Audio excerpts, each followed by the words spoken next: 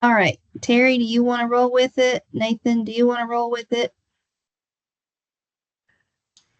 Terry, if it's okay with you, if I can, if I can provide a little bit of context on the ground here, because I maybe have about 5 minutes, and then I'm gonna have to run to this, back to this other meeting for being pulled in every direction. Is that okay with you, Terry?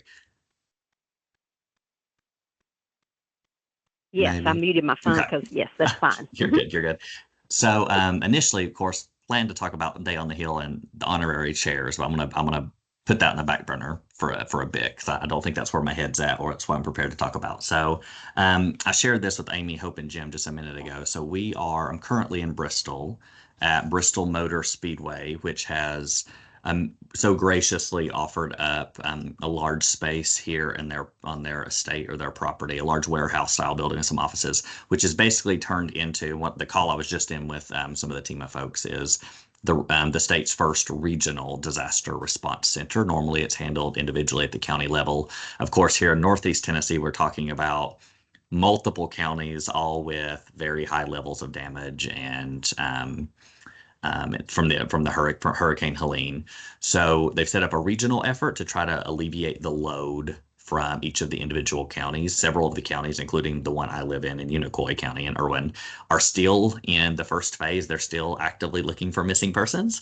So they've not even got to recovery efforts, right? We're not even to the volunteer needs beyond some shelter needs and things like that, food pantries.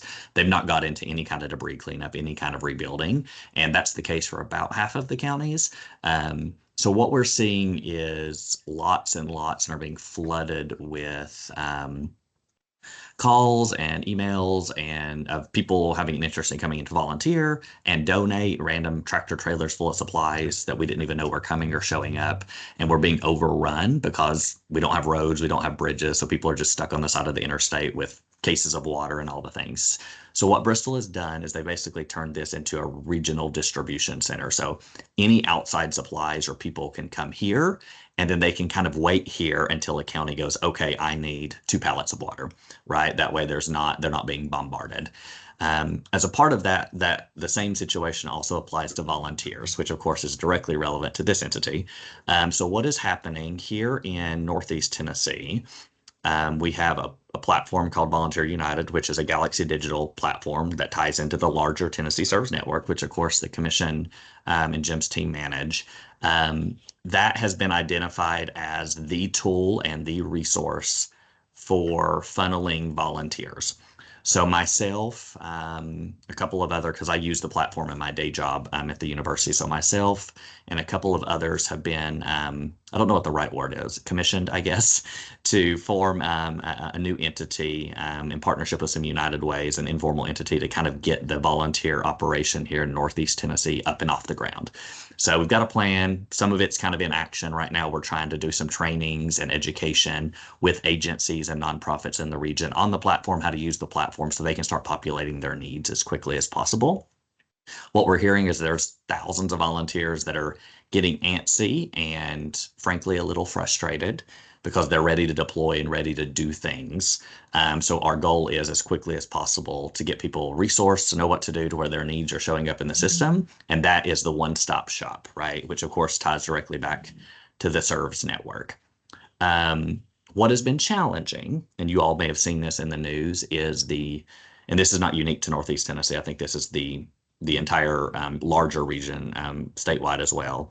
The absolute misinformation and communication around these processes, around how they work, has become a significant challenge here to the point where, I mean, direct conflicts between people, um, rumors about people taking over shelters and taking over donations and stealing supplies and all the things. And part of that, I think, comes out of the need of the disaster so large that the counties, from the county official perspective, from like the emergency management folks, are like, we don't need volunteership on a mass scale. We're not ready, right? We're still, to be blunt, we're still finding bodies, right? We're not ready for that.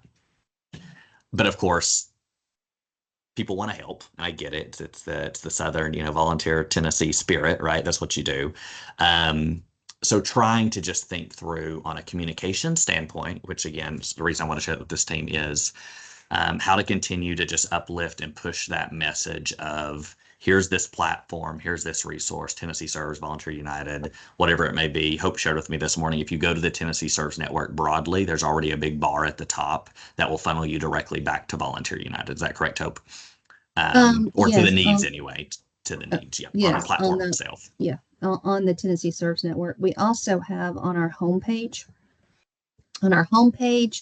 our disaster recovery, our disaster services page, and our disaster donations page on our website. There are 4 buttons at the top. One is volunteer to help with Helene recovery, and that goes directly to the Volunteer United site that you guys have. Perfect. So that's great, and I appreciate, and like I said, Hope and Anthony and others have been working with Becca to get some of that stuff up and running and updated to look the right way and link the right way on the back end. We partnered with a couple of other folks in the Knoxville area who are familiar with the platform that have used it in some similar situations. So it's getting there, it's up and running, but right now the goal is just the message, getting it out there, letting people know, hey, we're not saying don't come and volunteer. We're just asking you to go through this process because the counties are being overwhelmed, right? What we are actively doing, so that's one piece, and for this team, and I think Volunteer Tennessee broadly is continuing to uplift, which I know Hope has done. But all those things on the ground, that message is coming from the United Ways, that message is coming from the EMAs, it's coming from everyone. Being able to expand that message to external entities that may follow Volunteer Tennessee that don't quite follow, the Johnson City United Way, right? That kind of thing.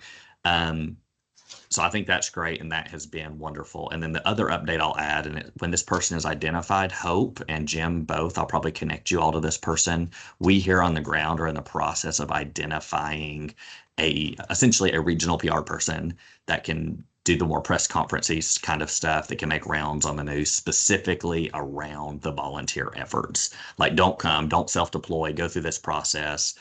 Why it's important to track the hours, which you all are aware of, right, for the FEMA dollars, all the things to just make sure that we're doing, it's not going to be perfect, but doing it to the best of our ability. So we've got a few calls out, and there's some people that are willing to offer some resources to bring in somebody. Of course, every county has their own PIO, but trying to do somebody that maybe can do that on a little bit more regional basis in coordination with those folks.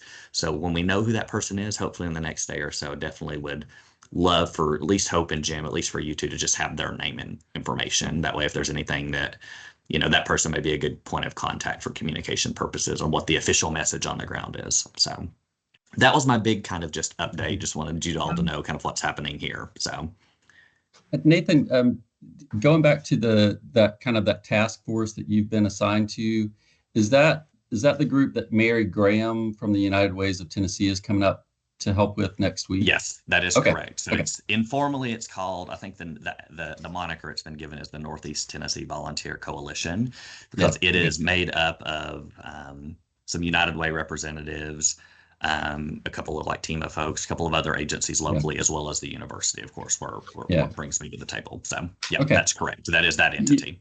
Yeah. Well, and we're trying to figure out internally, because Mary asked if there was someone on our staff who could be there for some of those initial meetings. And Don Sowers, who's actually a volunteer for us, he's not actually a paid staff member, but he may be potentially able to make it work, to be up there. Okay. Would he, and this, well, not to cut you off, would either of them need housing? The reason. Probably, yeah. Okay. Well, I don't know about Mary. Okay, but Mary. Well, if it helps with the ask, the Speedway, of course, for races, they have condos and stuff on property. They have offered those up at our disposal. Right. So so if you know for a fact that ends up happening, just let us know, and we can real quickly just get a name on one of those for you. Gotcha. All. So okay, yeah, I think the main issue is he's got several doctor's appointments next week that he's not sure whether or not he'll be able to shift around.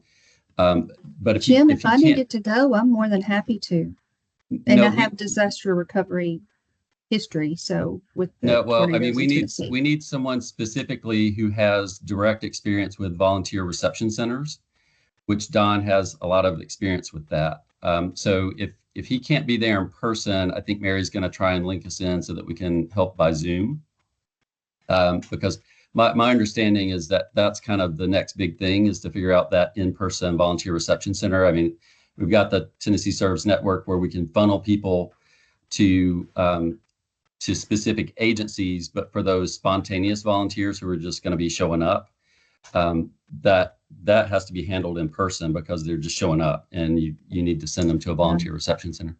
Yeah. So anyway, we're trying to figure that out. I think either in person or Zoom, we'll have people to be able to support that effort. I've done volunteer reception centers before. We actually at one point were doing training for folks on how to run a volunteer reception center through our responsibilities at Volunteer Tennessee for the statewide volunteer and donation component of the Tennessee Emergency Management Plan. So one way or the other, we'll provide some support for that group for that part of it. And of course, the Tennessee Serves Network, I think everything is already in place for that. But if there's things that come up for that you all need more help with, we can certainly help out with that. Perfect. Well, I appreciate it. Like I said, I appreciate what you all are doing. Hoping others appreciate uplifting. And then, definitely, I think it's one of those everybody do your part kind of a thing. Yeah. And I definitely think Volunteer Tennessee does in some capacity play a role, right? I mean, this it is the entity, right, at the state level that's supposed to be leading that charge. So yeah, for sure. Yeah. Very good. I'm gonna have to hop off here in just a second. Any specific questions or asks of me or anything you all need from me at this moment? Nathan, I just want to say I really appreciate what you're doing. I'm sorry for the circumstances. There's not much to say. Just know that our prayers and love and concern, and if ever there's anything that you need or that we can do, please reach out. That's what I keep hearing from my family and from North Carolina people, is that we don't need more bodies to worry about right now. Let us get to a place where we think we found everybody and we've recovered what we can. Then we're going to need people to come in and help clean up and rebuild and all kinds of stuff. So I appreciate you. I really do. Well, thank you all. Thank you all for being. I'm hoping that in the next 2 weeks we can at least have a little bit of a process up and running, and then maybe I can escape for those 2 days. Because I'll be honest, I'm actually really looking forward to our retreat, just because it'll get me out of this for a bit. So, so hopefully that still happens. So, okay. Thank you, Hope. Thanks, Jim. Thanks, Amy. Thanks, Terry, and others. I appreciate it. If y'all need me, just send me a message or anything. Thanks, Will Nathan. do. Be safe. Okay. Thank you. Be safe. Stay safe. Whew.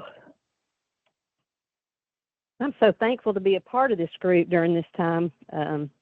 Appreciate everything everybody's doing, and it's just a difficult time. Yeah, it is. Terry, since you're on your phone, did you want Amy to handle the rest of the meeting? Or, I mean, it's really, you're the only committee member on here. Now that Nathan's gone.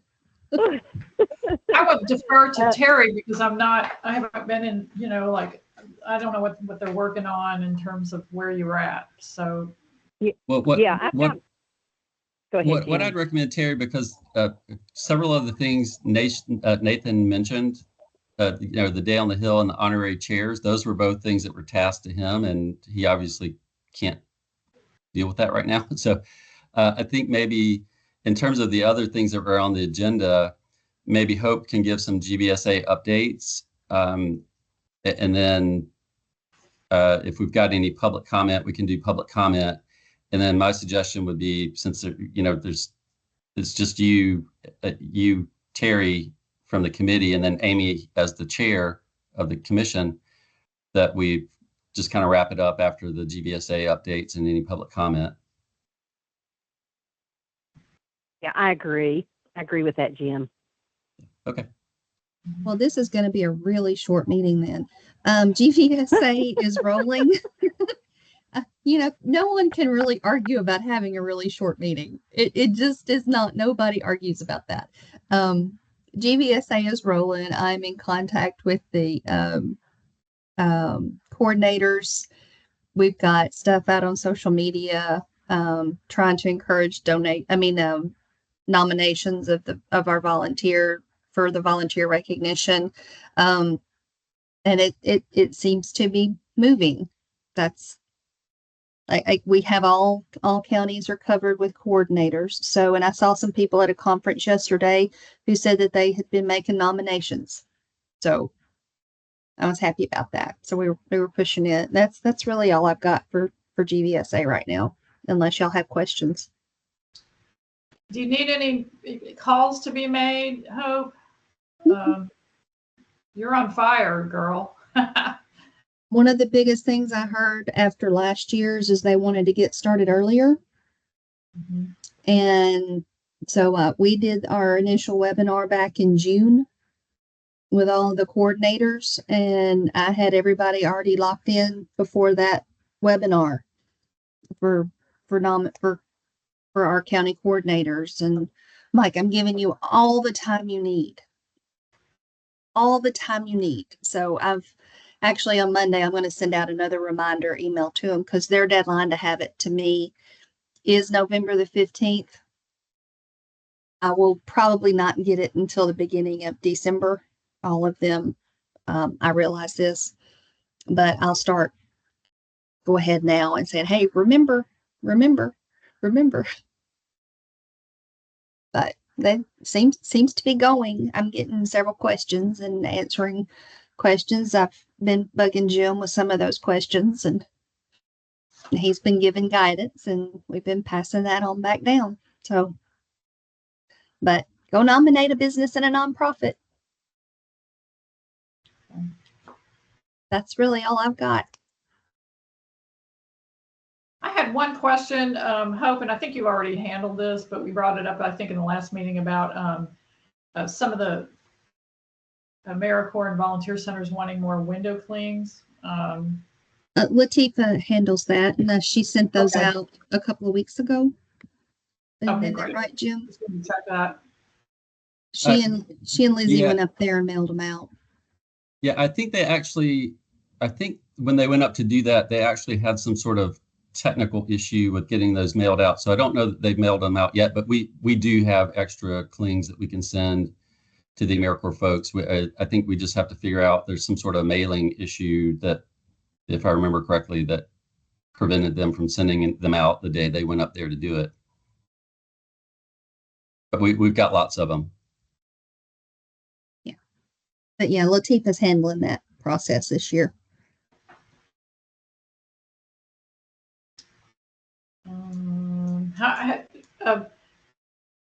I guess, are you going to send out, Jim, one more thing before our retreat? Anything? We want to encourage, again, champions of service. See if we can get anybody. Well, Yeah. Stephanie Davis is burning it up. She's done 3 in like the last 3 weeks. So That's awesome. And those are already scheduled on our Facebook page or social media pages. Yeah. Yeah. So my plan to send out stuff before the retreat, actually, I need to send out something either today or Monday, just asking for people who are going to be driving to give me their, because for parking, since we're going to be on the Austin Peay campus, I need like license plate numbers and make and model vehicle, all that stuff. So I'm going to have to send out a Survey Monkey for people to do that. And I think at the same time, I'm going to ask for people to select their lunch options and to confirm that they're actually still planning to come in person, because I need to send the rooming list to the hotel. So I'll do that either today or Monday. And then on the let's see, on the 10th, which is next Thursday, we'll send out the final communication with a link to the website that has all the materials posted. And so if there's any additional stuff that we need to include in that, but if you want me to include a quick reminder about the Champions of Service in the email that I send out on Friday or Monday, I can certainly do that. That'd be nice to include. Yeah. Just because I don't know why more people don't do it. It's really easy and means a lot. Oh, also, I just had a question. So check-in time at the hotel is in the afternoon then, if people are driving in? Yeah, I believe I'll have to double check, but I believe their check-in time is 4 o'clock. It's pretty late Okay. in the day. Yeah. After we've met, we'll just go straight to Austin. Well, quite a lot of almost everybody's coming up on Wednesday. And then there's, I think, 3 or 4 that are coming up Thursday morning. So yeah, they'll just need to come directly to the meeting place. And when we're done with the meeting, then they can go and check in at the hotel. You know, I thought about that. I might have to come in on Wednesday too. I initially just said Thursday, but. Okay. I think I have you down as coming in on Wednesday. Okay, good. Yeah, I can double check that. Yeah, I have you coming in on Wednesday right now. So yeah, you should be good. But yeah, so on Wednesday, anytime after 4 o'clock, and I'll put that in the email that goes out on Thursday once I've confirmed who's actually still going to show up in person and when they need their rooms. Right. Hey, Terry is trying to ask some questions, but she is muted. And now she says she's unmuted, but I still show her as muted. Jim, do you show her as muted? Yeah, she's still muted. Can you hear us, Terry? I know you're texting me. It says she's unmuted, but the way I see it looks like she's muted too. It shows as muted to me as well, and there's no way for us to unmute her on Teams because I think her phone itself may be muted, or I'm not really sure. But yeah, we can't unmute you on our end, Terry. That it doesn't give us that option.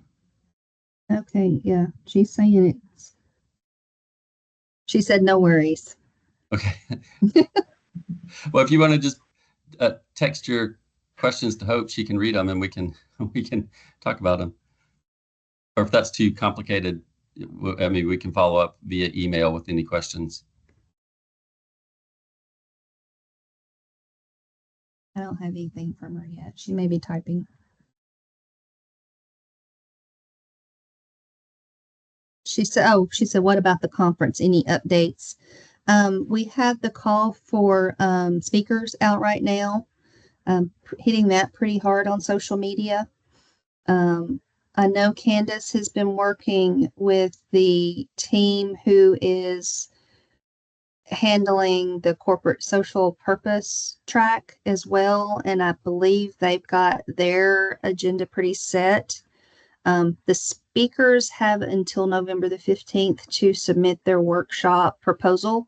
So I know Candace is working on that. And like I said, we're hitting on all social pretty hard, the socials. So she hasn't got all of those lined up. I know she's got several of her plenaries lined up, keynote speakers and such. So and she's rolling with that. And I'm sure she'll holler when she needs help. You're welcome. She texted, thank you.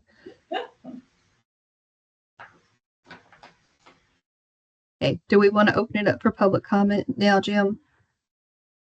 Yeah, unless Amy or Terry have any other questions or comments.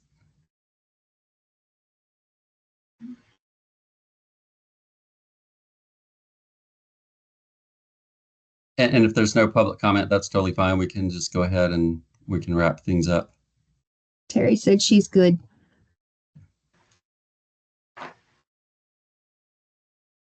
Well, thanks for all the great work. It's been a crazy week, and there's like all hands on deck with everything going on after the hurricane. And so just, if we can do anything, Jim, let us know, or Hope.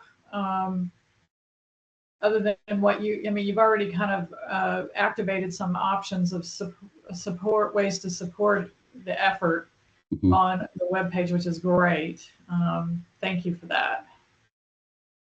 Yeah, for sure. And we'll also, I'll check in with Jason and we'll give some thoughts about the service project at the retreat, if there's any kind of linkage that we can make to the situation in East Tennessee. I don't know what that might look like, but we can at least think about it. Yeah, I mean, maybe we could do hygiene kits or something. I mean, I don't know. I mean, just thinking, what can we do?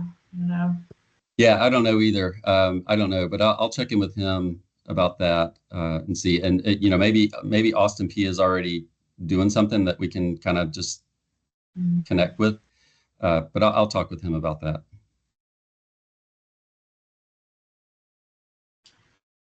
Also, are you familiar with Community Resource Center here in Nashville? Yeah. Mm-hmm.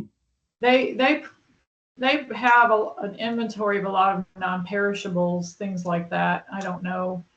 I mean, I don't want to get into something that nobody needs or whatever, but they collect things like toothbrushes and soap and all that kind of thing for things like this. Diapers, toilet, all that kind of non-perishable support. I don't know. They're probably already engaged, I'm guessing. Yeah, potentially. I mean, the problem for us is if we do something at the retreat and we put together kits, is how do we then get those things to East Tennessee? We'd have to figure out some sort of delivery to get those things there, which I think would be the biggest challenge. Because I mean, there's tons of things that are being requested by the counties, including hygiene kits, like the kinds of things you just mentioned. But really, again, the main issue would be how do we then get that stuff to them without causing problems for them, and without it being such a huge issue for us. Well, if Nathan's going to be there, he might be able to carry stuff back with him as well, since he's maybe. Yeah, I mean, yeah, maybe. I don't want to volunteer him. Yeah. Well, independent. I mean, we don't want to ask him to have to pack every square inch of his car with 100 hygiene kits. So yeah, we'll give it some thought. Terry said, let's check with Jason and his committee and let them roll. So.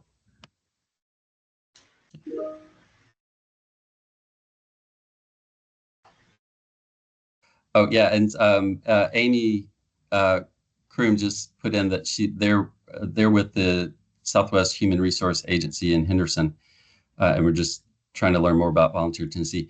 And to both of you, thanks for joining. Apologies that this is because of all of the disaster stuff that's going on. This is not a typical committee meeting. Unfortunately, because we've got a lot going on, we weren't really able to get a whole lot of typical committee work done, but we appreciate you being here. Yes, thank you. Thank you for giving us the opportunity to share with some of what we're doing right now, responding to Tennessean needs, And I live in Jackson, so if you want to get together, just give me a shout. Okay, thank you. You're welcome. I also know Renee Coughlin. I know you work with her. Okay, wonderful. She's quasi-family. Okay. And I have a sister that lives in Black Mountain, and she's not that far from Asheville. So they were okay. They were without power and had some debris, but she said the county over was hit harder, and it's just devastation. So she's just finally gotten off the mountain to get to Asheville to work, to kind of be able to help out.